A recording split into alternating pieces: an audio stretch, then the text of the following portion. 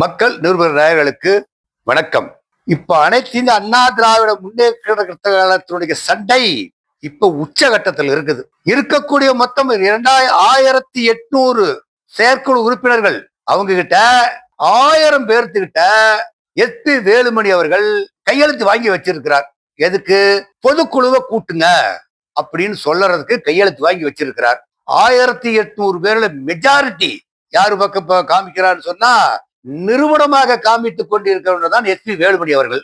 இப்ப எல்லாருமே பொதுக்குழுவை கூட்டுங்கன்னு சொன்னா பொதுக்குழுவை கூட்டுறங்கிறதுக்கு எடப்பாடி அவர்கள் தரப்பில் இருந்து இன்னும் எந்த விதமான ஒரு சமிகையும் வெளிப்படவில்லை. அத பொதுக்குழுவை கூட்டணும். எடப்பாடி அவர்களுக்கும் ஒரு சில ஆதரவாளர்கள் இருக்காங்க ஊர்ல. இப்ப காங்கேயம் தொகுதியில் என்.எஸ். நடராஜன் அவர்கள், அவர் பிரபல தொழிலதிபர். ஒரு தேங்காய் எண்ணெய் ஏற்றுமதி வெளிநாடுகளுக்கு பண்ணி அவர் சிறந்த தொழிலதிபர்.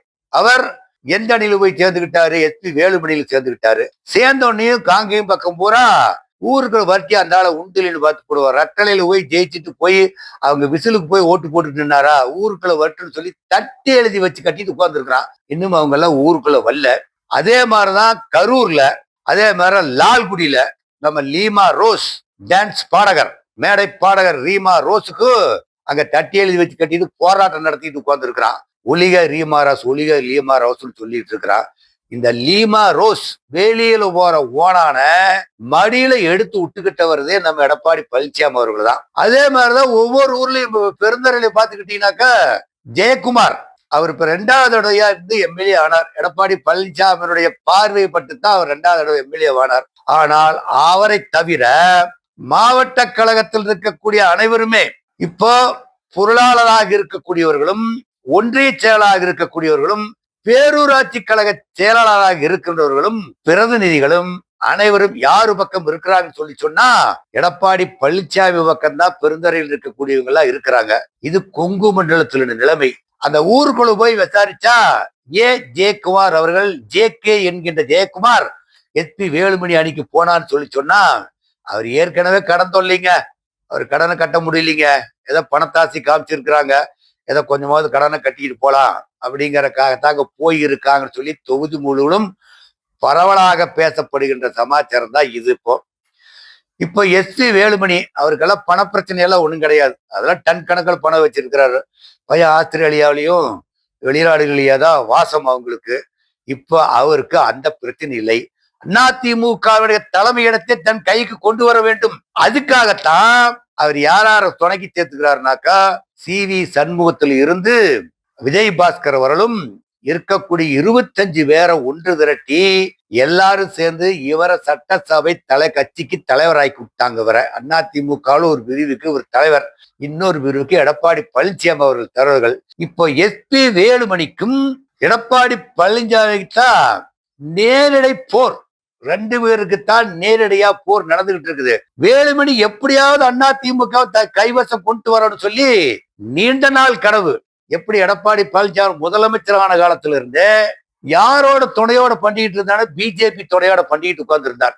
பிஜேபி துணையோட பண்ணிக்கிட்டு தான் அவர் எப்படியாவது அதிமுகவை தன்னுடைய கைவசத்துக்கு கொண்டு வர வேண்டும் என்று கங்கணம் கொட்டி கொண்டிருந்தார். போன 2021 எலெக்ஷன்ல கோவை மாவட்டத்துல 10 தொகுதி அதிமுக ஜெயிச்சது. இப்போ ஒரே தொகுதி தான் ஜெயிச்சிருக்கு, அது வேலுமணி மட்டும்தான் ஜெயிச்சார். எது எப்படி இருந்தாலும் அனைத்து இந்திய அண்ணா திராவிட முன்னேற்ற கழகத்துல இப்போ கவர்னர் வந்தார்னு சொல்லி கொண்டு எல்லாம் லெட்டர் பேட கொண்டு கையெழுத்து போட்டு கொடுத்து எடப்பாடி கொடுத்து போராடுறார். அவரும் கடுமையா போராடி பத்தி எப்படியாவது அதிமுகவை தான் நிறுத்தி கொள்ள வேண்டும் என்பதற்காக போராடுகிறார். மத்தவங்க எல்லாம் என்ன சொல்றாங்கன்னு சொன்னா 10 தடவை நின்று தோத்து போயிட்டோம் இல்லைங்க, 14வது தடவை தோத்து போயிட்டோம். இந்த தடவை யாரோ ஒருத்தர்களுக்கு பொறுப்பு கொடுத்து நீ அடுத்த தடவை ஜெயிக்க போறதில்ல, அதிமுக இலைகள் பல பிரிவா போட்டு கிழிச்சு நாசம் பண்ணியாச்சு. இலையெல்லாம் சுக்குன்னு வர பிச்சு போட்டாங்க. இப்போ எல்லாமே பொதுமக்கள் மத்தியில பேசிட்டு இருக்கிறவங்களா, பொதுமக்கள் மத்தியாகட்டும் மாற்று கட்சியினராகட்டும் அதிமுகவை இதோட முடிஞ்சது, இனி அடுத்த எலெக்ஷன் எல்லாம் அதிமுக தலை தூக்காது, இது அதிமுகவுக்கு அழிவு காலம் அப்படின்னு சொல்லித்தான் எல்லாம் பொதுமக்கள் பேசிக்கிட்டு இருக்கிறாங்க. ஒரு சினிமா நடிகனால் ஆரம்பிக்கப்பட்ட அதிமுக ஒரு சினிமா நடிகனால் முதலமைச்சராகி இன்னைக்கு சீரழிஞ்சு சின்னாபின்னப்பட்டு கொண்டிருக்கின்றது. இன்னைக்கு சீரழிஞ்சு அதிமுக சின்னாபின்னப்பட்டு கொண்டிருக்கின்றது. அதிமுகவுல ஒற்றுமை இல்லை. அதிமுகவுல ஒற்றுமையா இருந்திருந்தா அந்த தேர்தலில் ஜெயிச்சிருப்பாங்க. அவங்க ஒற்றுமையா இல்லாத காரணத்தினாலதான் அதிமுக 3ஆம் இடத்துக்கு தள்ளப்பட்டு விட்டது. 3ஆம் இடத்துக்கு தள்ளப்பட்டு விட்டதுக்கு ஒரு பேசிக்கான காரணம் என்னன்னு பார்த்தா அவங்க பிஜேபியோட கூட்டணி வச்சுதான். பிஜேபியோட கூட்டணி வச்சு 27 சீட்டு பிஜேபிக்கு கொடுத்தாங்க. அவ ஒத்த சீட்டு தான், ஒத்த ஓட்டு முத்தையா மாற ஒரே சீட்டு தான் ஜெயிச்சாங்க. அப்ப 26 அவுட்டு. இதே மாதிரிதான் ஒவ்வொரு கட்சிக்கும் பாட்டாளி மக்கள் கட்சி கொடுத்தாங்க, 4 பேர் 5 பேர் ஜெயிச்சாங்க. இப்படி ஒவ்வொருத்தருக்கும் கூட்டணியில கொடுத்து அதிமுக சிதைவுறுவதற்கு காரணமே எடப்பாடி பழனிசாமி சொல்லி அதிகப்படியா பேசிக்கிட்டு இருக்கிறாங்க. ஆனால் எடப்பாடி பழனிசாமி அவர்கள் இந்த தடவை அதிமுகவை எடுத்து நிறுத்த வேண்டும் என்று சொன்னால் பொதுக்குழுவை உடனடியாக கூட்ட வேண்டும்.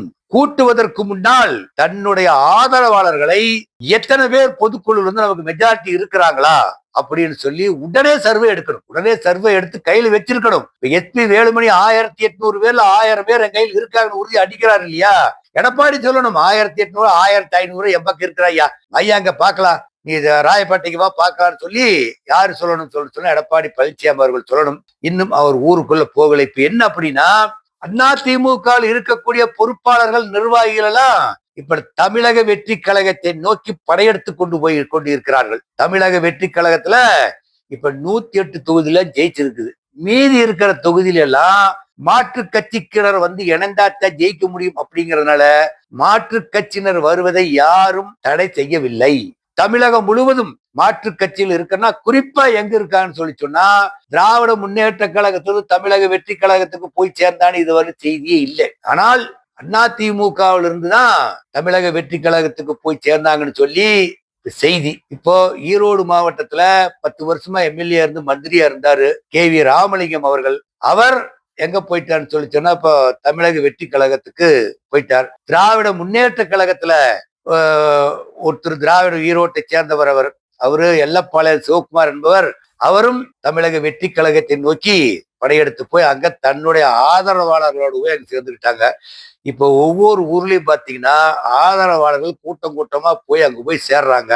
கட்சி ஏன் சேர்கிறார் என்று சொன்னால் எதிர்காலத்தில் கட்சியினுடைய நிலைமை கேள்விக்குறியாக இருக்கிறது என்பதற்காகத்தான் செய்யறாங்க. ஆனால் எடப்பாடி பழனிசாமி அவர்களை தடுத்து நிறுத்த வேண்டும். இன்னும் நிறைய பேர் கட்சிக்கு போறாங்க. அப்படிங்கறத என்னன்னு சொல்லி சொல்றாங்கனாக்கா தமிழகம் முழுவதும் இருக்கக்கூடியவங்களா இரட்டை இலை எந்த பக்கம் இருக்குதோ அந்த பக்கம் தான் நாங்கெல்லாம் இருப்பேன்னு சொல்லி இப்ப நடுநிலைமை வகித்துக் கொண்டிருக்கிறார்கள். ஒருவேளை எஸ்பி வேலுமணி இரட்டலை தம் பக்கம் கொண்டு போயிட்டான்னு வச்சுக்கோங்க, அப்போ எஸ்பி வேலுமணி கைதான் ஓங்கி இருக்கும். ஏன்னா இரட்டலை எங்க இருக்குதோ அங்கதான் இப்ப இருக்கக்கூடிய பொறுப்பாளர்கள்ல பாதி பேர் இரட்டலை இருக்கிற பக்கம் தான் நாங்க இருப்போம். இப்ப இல்ல, எப்பவுமே அவங்க சொல்றது இதுக்கு முன்னாடி அதிமுக பிளவுபட்ட காலத்துல எல்லாம் இரட்டை இலை சின்னம் எங்கே இருக்கின்றதோ அங்கதான் எங்களுடைய விசுவாசம் இருக்கும் என்று சொல்லி அப்படித்தான் இருந்துகிட்டு இருக்கிறாங்க. இது எல்லா மாவட்டத்திலேயும் இது தொடர்ந்துகிட்டு தான் இருக்குது.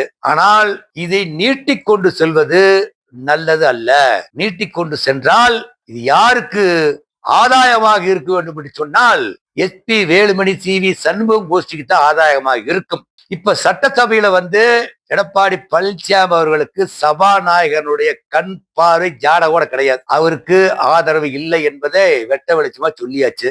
இப்போ எஸ்பி வேலுமணி CV சண்முகம் இந்த கோஷ்டிக்கு தான் சபாநாயகர் செய்வார். ஏன்னு கேட்டா, ஏன்னா தமிழக வெற்றி கழகம் இப்போ அதிமுகவை அழிக்க வேண்டும் என்ற முடிவுக்கு வந்துருச்சு. அதிமுகவை அழிச்சிடணும். இப்போ இந்த தடவை ஒரு கட்சி அழிஞ்சிருச்சுன்னா அடுத்த தடவை திமுக தான் பாத்துக்கலாங்கிற முடிவுலதான் தமிழக வெற்றி கழகத்தினுடைய செயல்பாடுகள் இருந்து கொண்டு இருக்கின்றது. இதை எடப்பாடி பழனிசாமி அவர்கள் புரிந்து கொண்டு உடனே பொதுக்குழுவை கூட்ட வேண்டும் என்ற நிலைமை ஏற்பட்டால் பொதுக்குழுவை கூட்டி தன்னுடைய மெஜாரிட்டி பலவத்தை நிரூபித்து காட்டிவிட்டு அதிமுகவை மீண்டும் தலைமையேற்று வழிநடத்தி சென்றார்கள் தான்.